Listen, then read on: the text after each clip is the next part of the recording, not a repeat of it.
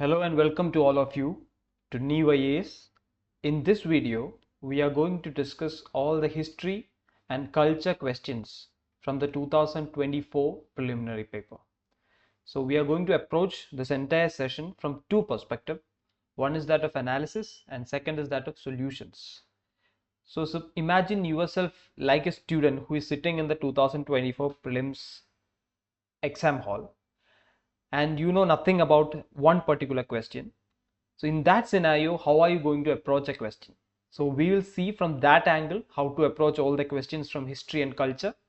On the other side, imagine yourself like a student who is preparing for the 2025 prelims. In that case, how are we going to prepare from this particular PYQ for the next prelims? So from that two perspectives, we'll focus on the content and we'll focus on the analysis. So let's start by discussing one by one. I think there are almost 11 questions in that regard from history and culture. We'll discuss each one of them. So let's see the first question. It's a question from ancient India, that too from Buddhism. So Buddhism is a classical topic when it comes to ancient India and preliminary paper. So the question goes like this. With reference to ancient India, Gautama Buddha was generally known by which of the following epithets? There are three terms, Nayaputta, Sakyamuni, Tathagata. And there is an option combination which is one only, either Nayaputta only, or 2 and 3, 1, 2 and 3, or none of the above. So let's approach this question from a blank perspective. The key word here is epithet. This is a technical word without knowing which it is difficult to approach this question. But by reading the sentence, you will get a general picture. Gautama Buddha was generally known by which of the following epithets? You can direct this as something like a synonym, something like the other name of Gautama Buddha. In that sense, you can approach this question actually without actually knowing the clear meaning of epithet. In that case, look at the three terms. There's one term called the Sankhya Muni. So if you know the basics of Buddhism, you know that Buddha belongs to the Sankhya clan. So this is a term that can be associated with Buddhism. So you can keep that option for hold. Second is Nayaputta and Tathagata. So if you apply a little bit of content, Nayaputta is one term that is associated with Mahavira. And it's very unlikely that you know it. Sometimes you may know it, sometimes you may not know it. In that case, it's a very factual question. So by just knowing the Sankhya part, you can come to a 50-50 conclusion. From here, you have to take a chance. So then it becomes a completely factual question. It's about taking the risk of 50%. And now it's completely up to the content part. But we can come to the 50% conclusion by just knowing Buddha belongs to the Sankhya clan. Now let's see what exactly the answer is and what is the content behind it. In that case, as I have said, Buddha belongs to the Sankhya clan, and that's exactly the reason why he is called as Sankhya Muni. Before this, let me explain what the exact term epithet means. So epithet is something like a byname. It's a descriptional term. So if I am to give an example, King Ashoka was called as Devanam Piya Piyadashi. So this was the term with which Ashoka was defined. So beloved of the gods, that's the meaning of this term. So the people who deciphered the Ashokan inscriptions, they didn't know that who was Piyadashi. And this was deciphered by James Prinsep in 1909, if I'm not wrong.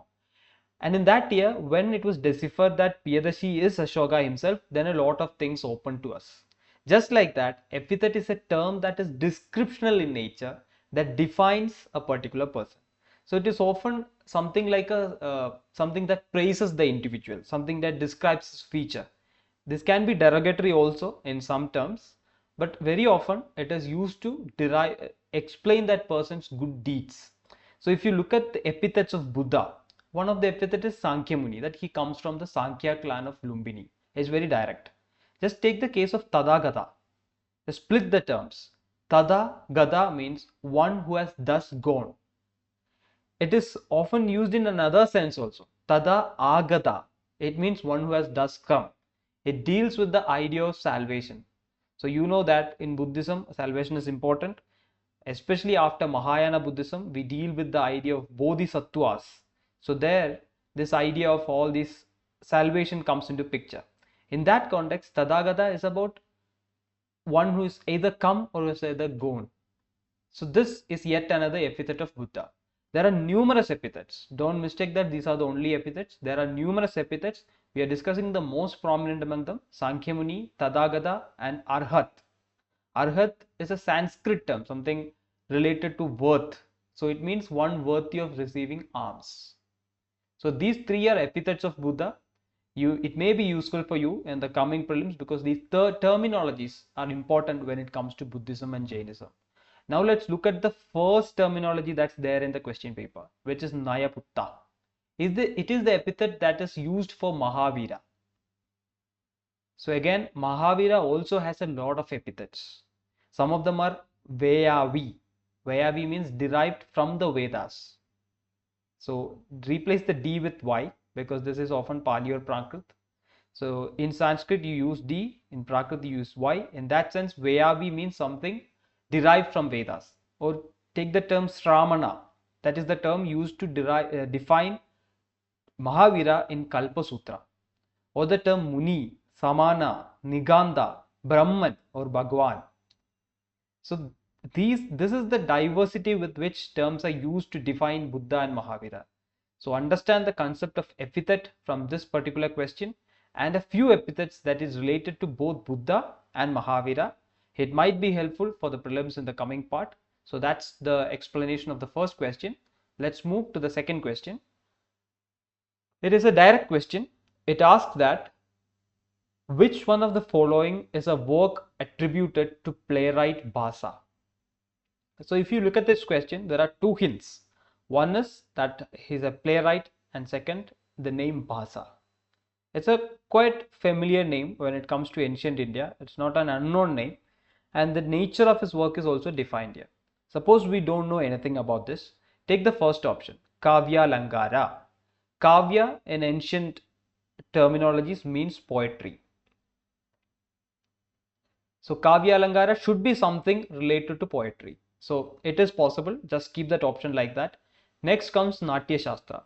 It's one of the very famous books that is studied by any basic student when it comes to art and culture. Especially for the mains part, we study Natya Shastra because it is related to arts, music and dance. It's written by Sage Bharata. So that option is a direct elimination for us in this question. Then comes Madyama Vyayoga and Mahabhashya. From this we have a 50-50 chance. Again, Mahabhashya. Bhashya is a Sanskrit term which means commentary. Even if you don't know the correct meaning of the word Bhashya, it can be attributed to something like an intellectual work. If you have to pick one from this, Mahabhashya should be the one you should be eliminating. And Kavya Alangara, we have already discussed, Kavya means poetry. So a playwright is unlikely to write something on poetry. See, all these logics are not hard and fast. These are logical things that we can apply if we don't know and if we have to take a chance. When we look at the actual content behind this question, what we have discussed is almost correct because Kavya Alangara is a work written on poetry itself. It's written by Brahmaha. It's written by Brahmaha, who has written it in Sanskrit in 7th century, and as I've said, it means ornaments of poetry. So it's a book on poetry itself written in 7th century by Brahmaha. So that's a content you can study from that. And as we have discussed, Natya Shastra is composed by Sage Bharata, a very basic textbook. The time period is ranging from 200 BC to 200 CE. This is the same time period for a lot of works including the Puranas. So this is the time at which Natya Shastra was written. Now let's come to the work of Mahabhashya. Before going to Madyama Vyayoga, let's analyze Mahabhashya. I've said Bhashya is something like a commentary. So when we study ancient Indian literature, we have to be familiar with three Sanskrit grammarians. One is Panini, second is Katyayana, and third is Patanjali. So Patanjali is the same person who is behind the yoga. So you might be familiar with Patanjali because the brand is also familiar in modern India. So Patanjali is the one who is behind yoga philosophy. He was also a Sanskrit grammarian. So Panini has written the Ashtadhyayi and Katyayana has written Varidika Sutra. Patanjali's Mahabhashya is actually a commentary on both of these works. This is also a work on grammar. So Patanjali has written Mahabhashya in the 2nd century BC, which is a commentary on Ashtadhyayi and Varidika Sutra. So if we understand that, if we have a general picture of the 3 grammarians from the ancient period, we could have eliminated Mahabhashya from there. And if you don't know, this is the time to learn from it. Natya Shastra, you already know. Kavya Alankara I have explained. Now let's come to Madyama Vyayoga. This is the work that is written by Bhasa, the famous playwright. Now you should understand that there is an ambiguity with regard to the time period of Bhasa. So there is a long time period that is attributed to Bhasa from BC to AD. So we are not going into the time period of timing or exercise of timing this particular work. We'll just look at the nature of the work. Look at the terminologies. When you study ancient India, it's always important to look into the terminologies and come to logical conclusions. It has 2 terms, Madyama and Vyayoga. Madyama means middle. In this case, it means the middle sibling. I'll explain why it is referred to as middle sibling, but Madyama means middle. And Vyayoga is a one-act play in the Sanskrit tradition. It's a one-act play with a heroic mood. That means it doesn't have a feminine characteristic. In this case, it deals with the story of Bhima in Mahabharata. The story is that Bhima's name gets interchanged with the son of a poet's name. I think the name of the poet is Keshavadev. So even though the character is taken from Mahabharata, the story is completely Bhasa's innovation. So it's a play written by Bhasa.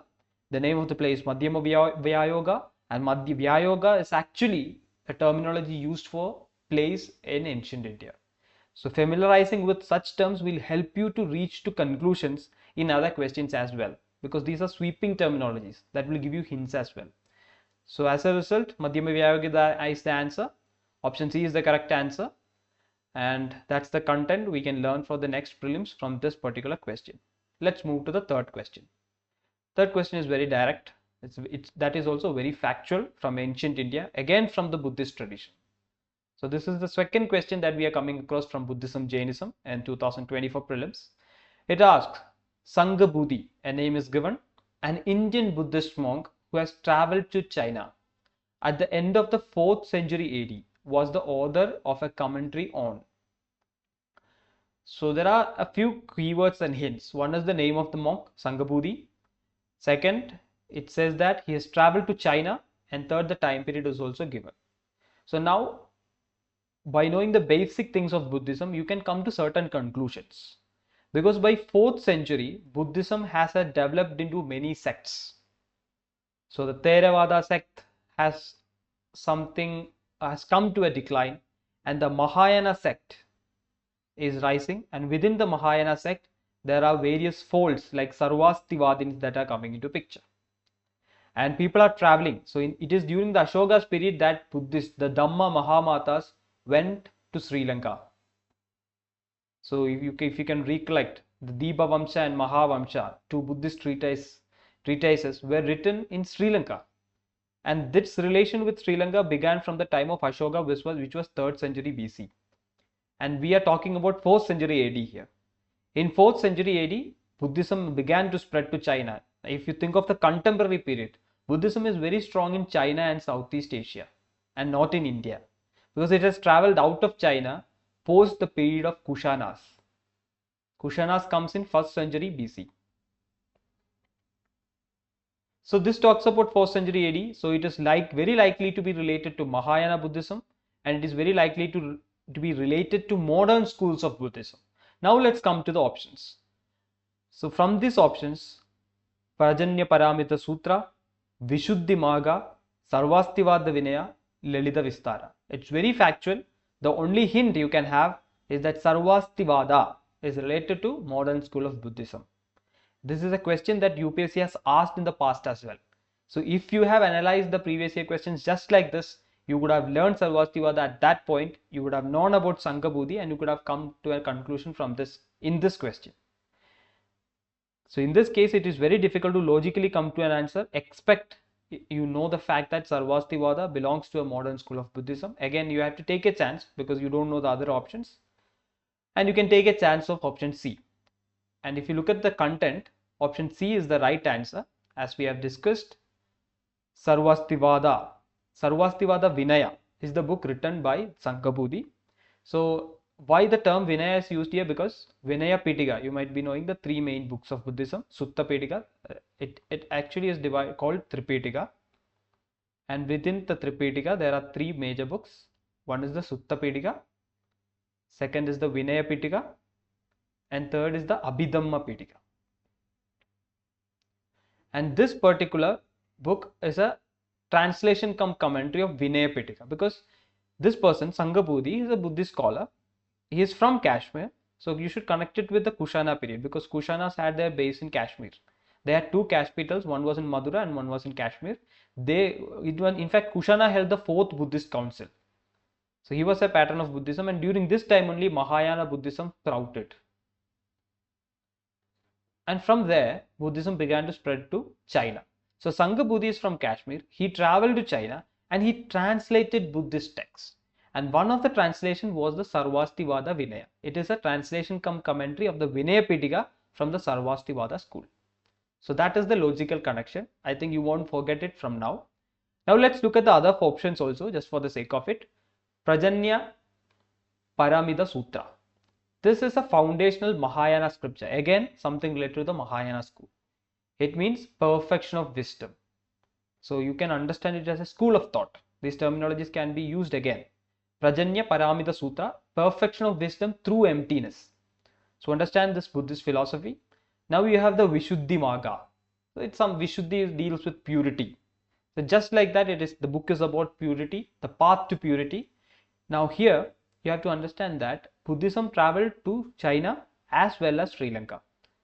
So in Sri Lanka, the old form of Buddhism traveled from the time of Ashoka, and that old form is the Theravada school. Theravada means way of the elders. So this exists in Sri Lanka, and when you come to a Buddhist school in Sri Lanka, it is likely to be these kind of schools and not Mahayana. So it is written in the 5th century by Buddhaghosa in Sri Lanka. Now the last text is Lalita Vistara. That is also a Mahayana text which is written in Sanskrit. It deals with the life of Buddha. So Mahayana tradition deals with Sanskrit, and the old Theravada tradition or the Hinayana tradition deals with Pali and Prakrit, the vernaculars. So here all these options are related to the Mahayana tradition of Buddhism. I think you have got some clarity and insights into this tradition right now. Now let's move to the next question.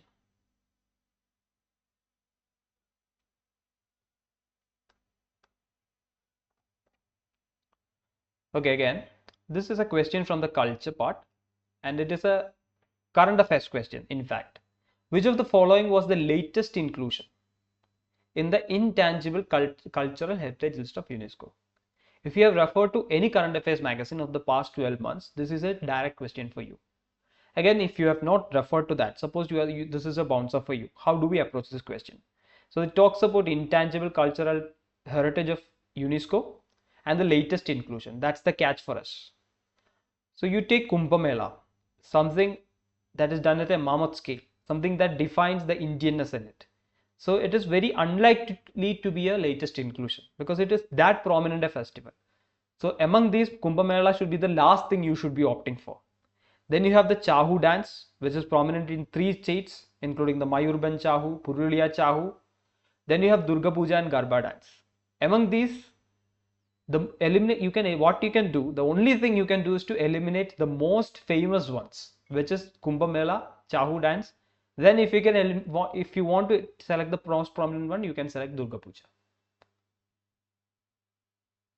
Again, this will be a confusing thing for you because both are restricted to one particular state and both are not that famous compared to these at a pan-India level.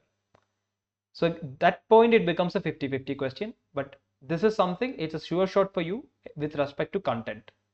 So if you look at the inclusion of UNESCO Intangible Cultural Heritage, it's a very simple list. You can study it very easily.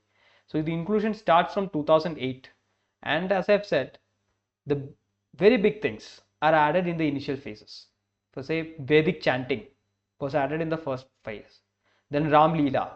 Kudiyatam is a ritual that is held in ritual or a festival that is held in Kerala. It's a temple ritual. Then you have 2009 where Ramman festival is added. It's a festival in the Himachal Pradesh region. In 2010 itself, Chahu was added. Then Kalveli is a dance in Rajasthan. Then Mudiyettu again is a ritualistic festival in Kerala that is also added. In 2012, the Buddhist chanting of Ladakh. In 2013, Manipuri Sankirtana. In 2014, brass and copper craft utensil making in Punjab was added. It's a very specific region. Then 2016, the Nowruz festival and yoga. 2017, Kumbh Mela. 2021, Durga Puja. 2023, Garba. So when you look at the chronological part, the margin of difference is very narrow.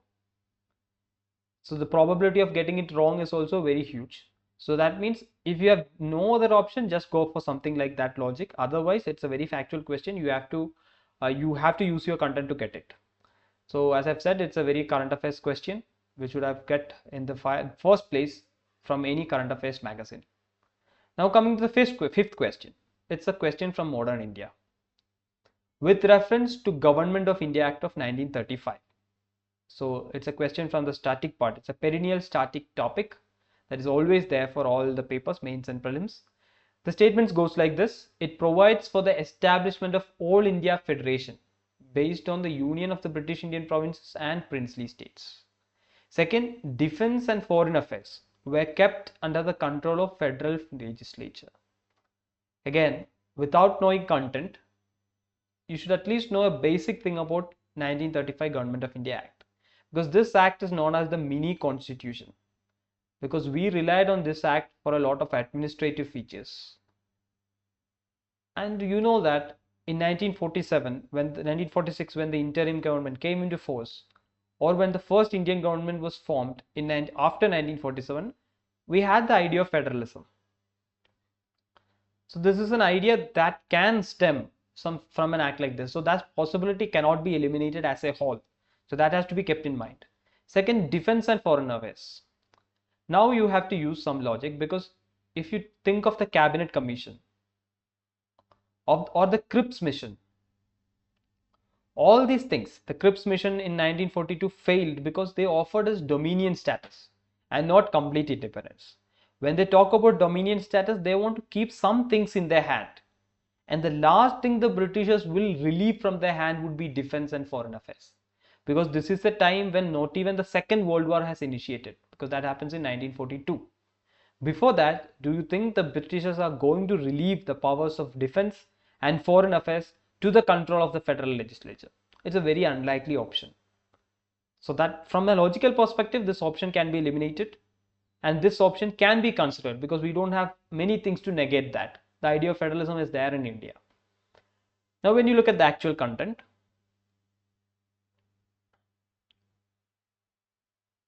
as I've said, the Government of India Act 1935 is called as the mini constitution.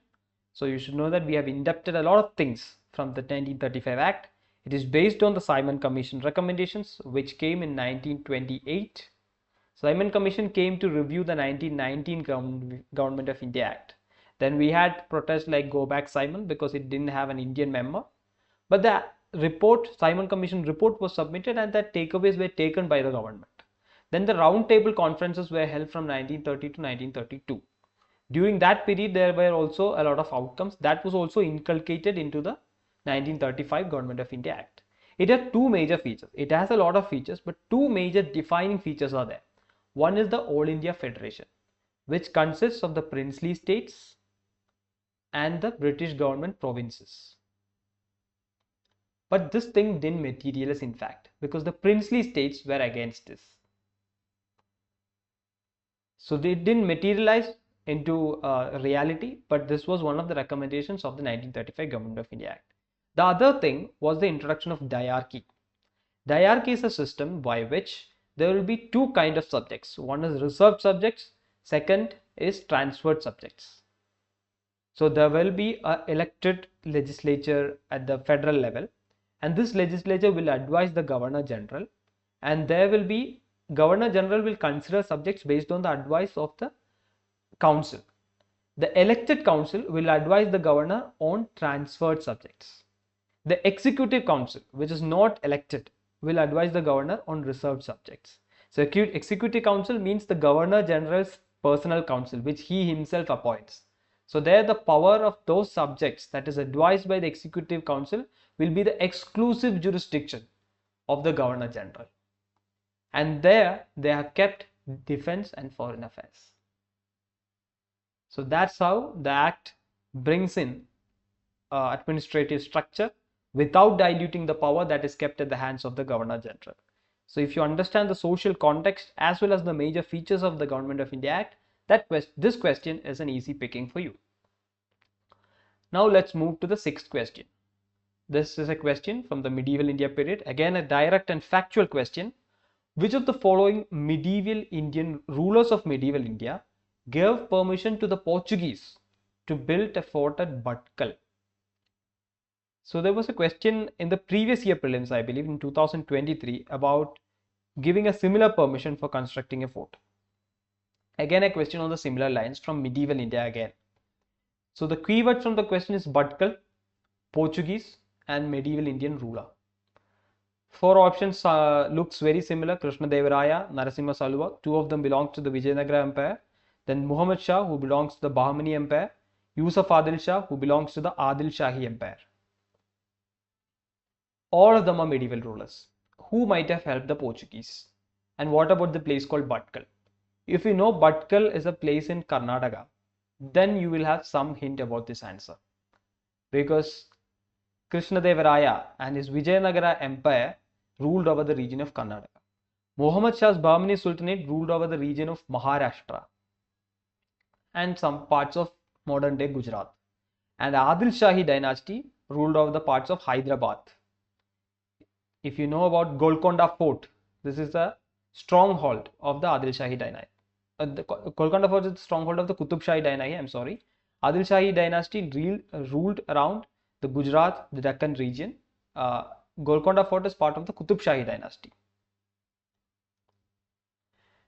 So if you know Bhatkal, you can come to these two conclusions. And again, who helped the Portuguese? So this is a fact that you should know about Krishnadevaraya. He is a very famous king in the medieval period. He was actually a strong ally of the Portuguese. So when you look at the content part,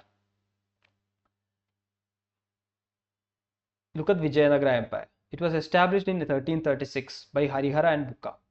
And within the Vijayanagara Empire, you have 2-3 dynasties. One is the Sangama, then you have the Saluva, Tuluva and Aravidu. Krishnadevaraya belongs to the Tuluva dynasty. And his reign is 1509 to 1529.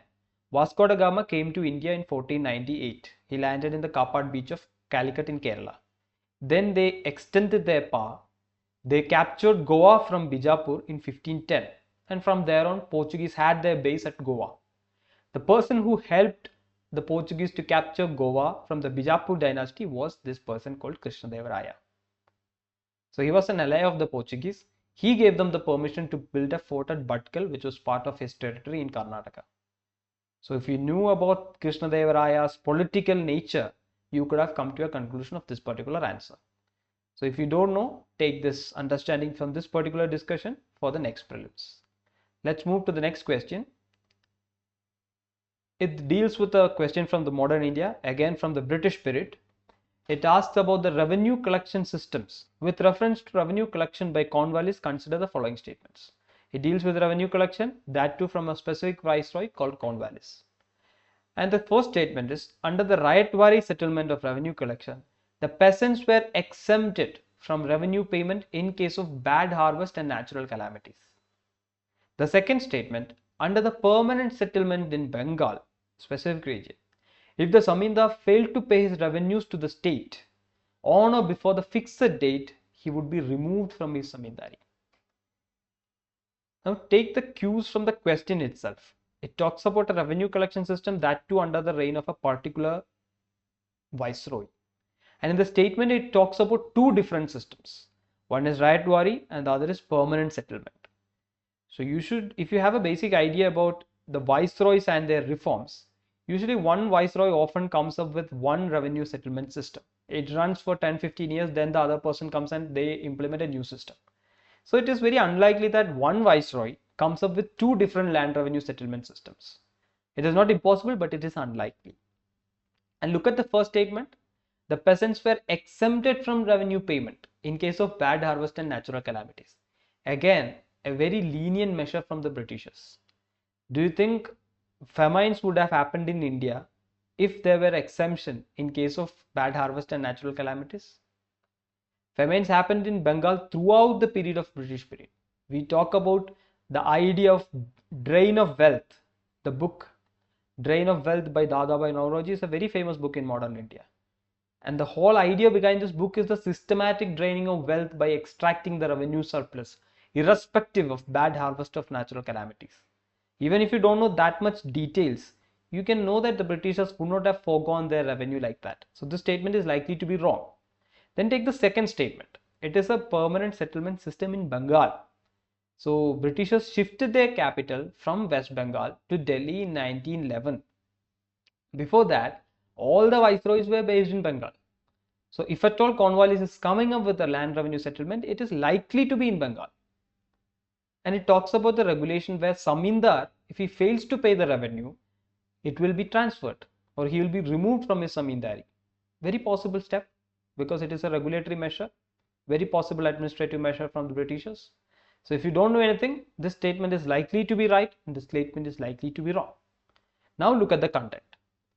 Because this is a very basic static perennial portion for the prelims when it comes to the prelims paper, because we study about three kind of revenue settlement systems, very famous three revenue settlement systems. One is the permanent settlement, second is the Mahalwari settlement, third is the Rayatwari settlement. These three systems, as I said, is proposed by three different persons and they were implemented in three different regions. You will understand the nature of these settlement systems from the terms itself. Take Mahalwari for example. Mahalwari means village. Mahal. So here the revenue is collected at the village level. It's introduced by or suggested by Holt Mackenzie and introduced during the period of William Bentinck, 1833. And this was introduced in the northwestern region. This in the Bengal region. And Rayatwari system was introduced in the Deccan and the south. Look at the term, it is Rayatwari. Rayat means peasant. Here the revenue is collected directly from the peasant. And why is it introduced in South India? Because in South India you don't have a culture of landed intermediaries who are known as Zamindars in the north. Because of this absence of landed intermediaries, there was a system of revenue collection directly from the peasants. So if you understand these three systems like this, this question can be easily concluded. Now if you go deep into the permanent settlement system, what exactly is the permanent settlement system? In this system, which was introduced by Cornwallis in 1793, Bengal, Bihar and Odisha, the revenue is permanently fixed on top of the land. And the land is actually given permanently to the Zamindar. So Zamindar has transferable rights over the land. And the revenue which is fixed is split into two, 89% for the state and 11% for the Zamindar. So Zamindar who owns the land, he can retain 11% of the revenue share, but he has to permanently pay 89% to the state. The idea was that since the land belongs to the Zamindar directly, he would invest this money in the land itself, thereby increasing the agricultural productivity. So the Britishers expected that by this system productivity will increase. But what happened as a result was the revenue demand of the state was too high. So they could not meet even this demand. So they failed in remitting the demand. And there was a system of remitting the demand as well. It was called the sunset law.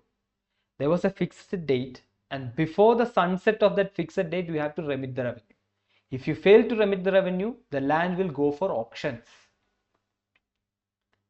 But what Zamindars did was they let the land go for auction because they couldn't pay the revenue on time. And when the land was there for auction, they got it back because there was no one else to come to this role. So they themselves got the land back during the auctions. So this was one way of subventing the British regulation by the Zamindars. This was later scrapped. This is a system of revenue settlement. But this is how it worked. So understand, when you study revenue settlement systems, understand its nature so that questions like this can be tackled quite easily. Now let's move to the next question, which is the 8th question from the topic. We are going back to the ancient period. Very simple two-statement question. First, there are no parables in Upanishads. Second, Upanishads were composed earlier than Puranas. Just use your logic. We talk about early Vedic period and later Vedic period. Early Vedic period spans from 1500 BC to 1000 BC. Then comes the later Vedic period, 1000 BC to 500 BC. In the early Vedic period, you have the biggest Vedic text, Rig Veda. In the later Vedic period, you have the text of Samaveda, Yajurveda, and Atharva Veda. And apart from these 4 texts, you have commentaries called Brahmanas, Aranyakas, and Upanishads. This is where Upanishads comes. Upanishad is the philosophical part of the Vedas. This is the ritualistic part, and this is also commentary on the Vedas. So in this philosophical part, do you think there will be no parables at all? Because it is philosophy, it is descriptive in nature. It is not music, it is not ritual, it is philosophy. When you explain philosophy, there is high probability of parables. And 1000 times you might have come across parables from Upanishads in the day-to-day discourses. Because when people write essays, articles, they often refer to parables and stories from Upanishads. So this is very unlikely to be correct. So this can be eliminated using simple logic. Second, it talks about the chronology. Upanishads were composed earlier than Puranas. Here you need to have some understanding of the Puranas. Puranas have a long time period. It starts from somewhere around 400 BC to 11th century AD. So even in the early medieval period, Puranas were written. So something that has a long time period and something that is attributed to the Vedic period, when you compare both of them, Puranas are likely to predate them. So this statement is likely to be right. And that's how the answer also goes. Upanishads do contain parables and stories. Naturally, to illustrate philosophy, you need parables and stories. Second, that were composed previously, the specific time period. And now again, when you talk about early Vedic texts, the dates are disputed. We are taking it on a general consensus base. Upanishads are dated to 700 BC to 500 BC, which is the later Vedic period. And Puranas, as I said, from 400 BC to 11th century AD. It's a wide timeline. So now the chronology and the concept is clear for you, I guess. So in that sense, option B is the correct answer. Let's move to the 9th question. A question from modern India, very direct question. Who was the provisional president of the Constituent Assembly before Dr. Rajendra Prasad took over? So Dr. Rajendra Prasad was the president. We all know that. And who was the president? Provisional president before that. If you look at the options, there is Dr. B.R. Ambedkar, chairman of the drafting committee.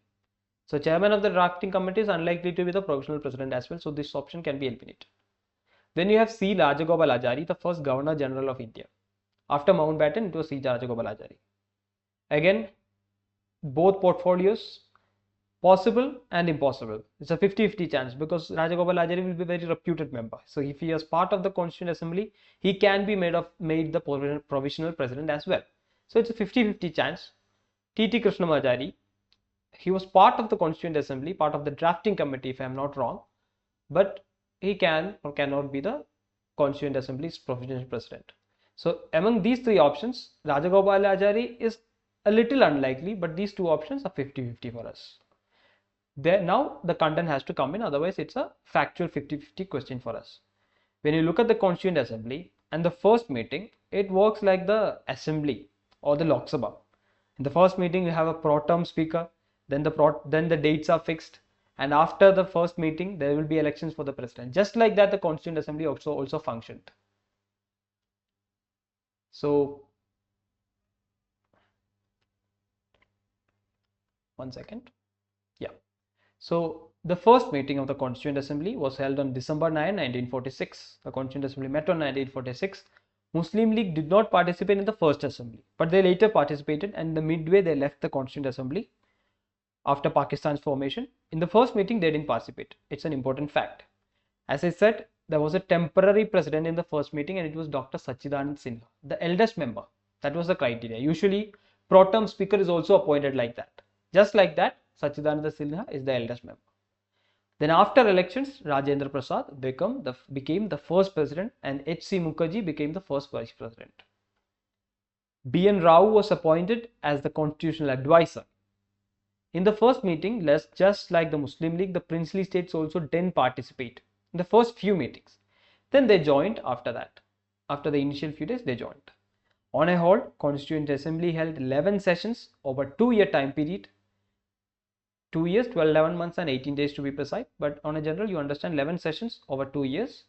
And the last session was January 24, 1950. On January 26th, the Constitution was adopted. And that's the Republic Day. So on a whole, the Constituent Assembly and its very specific details becomes important. Facts for prelims.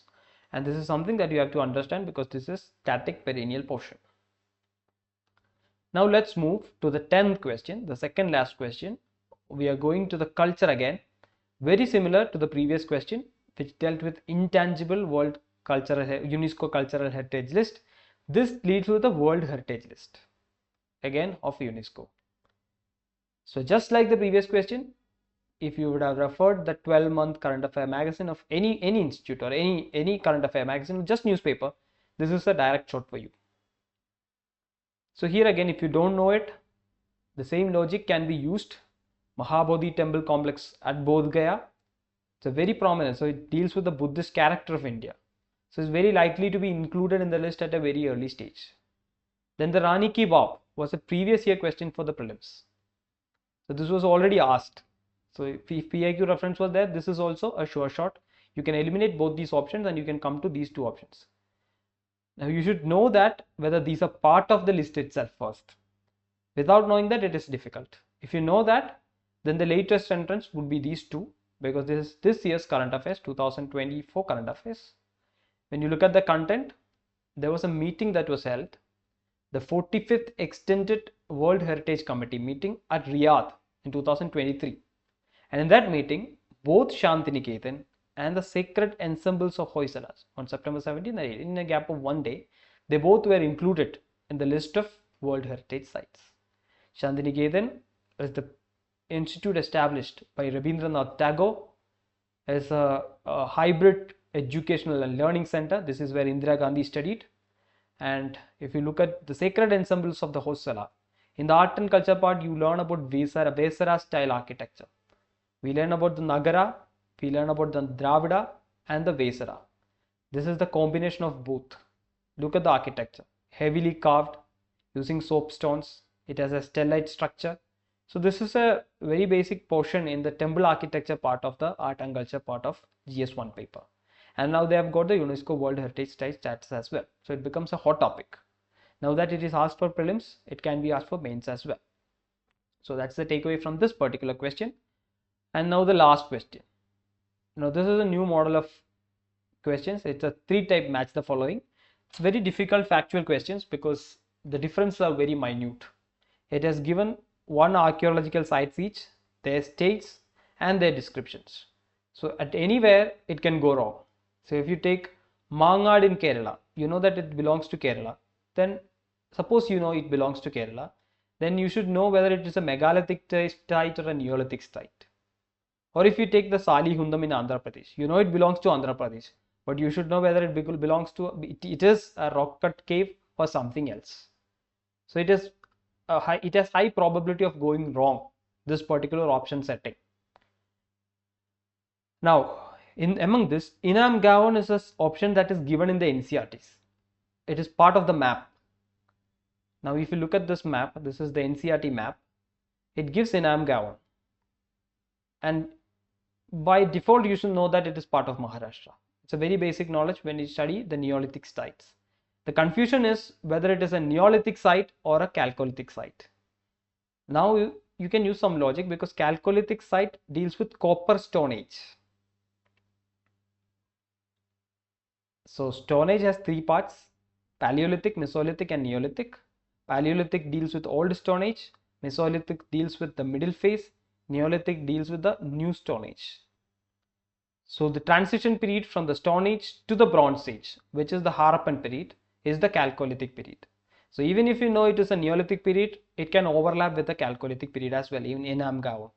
So in that sense, you can arrive to the conclusion about Inam Gao.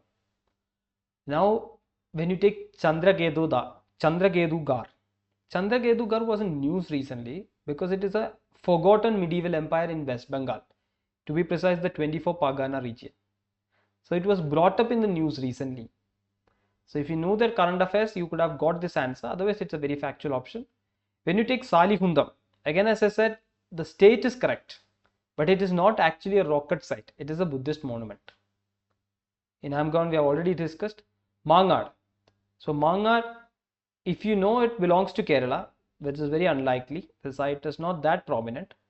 Kerala and megalithic have a connection because Kerala is known for the megalithic culture like Toppikallu, Kodakkallu, all these hero stones and burial mounds are associated with Kerala. So these connections can go together, but Mangadu, whether it belongs to Kerala, is a factual knowledge. So it's a very difficult question. You have to get everything right to arrive at the conclusion.